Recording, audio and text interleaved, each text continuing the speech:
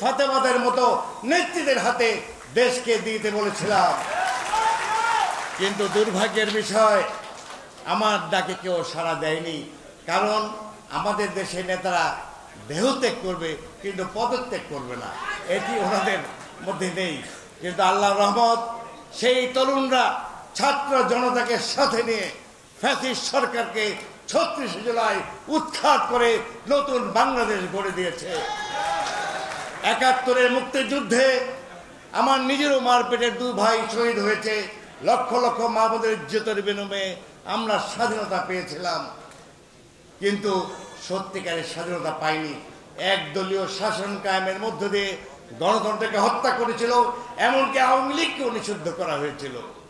আজকে ৩৬ জেলায় এই তরুণ ছাত্র জনতা নতুন করে বাংলাদেশে আবার আমাদেরকে স্বাধীনতার স্বাদ ফিরিয়ে দিয়েছে। আমরা আজকে মন খুলে কথা বলতে পারি, ডাক্তার ইউনূসকেও আমরা যা তা বলতে পারি, কোনো মামলা হয় না, সাইবার ক্রাইম মামলা হয় না। এটাই স্বাধীনতার সুফল। আমার বিশ্বাস, জনতা দলের পক্ষ থেকে আপনাদের প্রত্যেককে অভিনন্দন।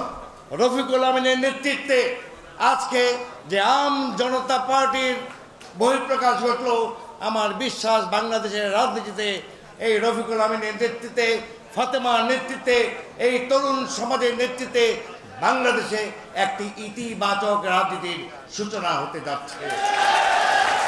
আমাদের আপনার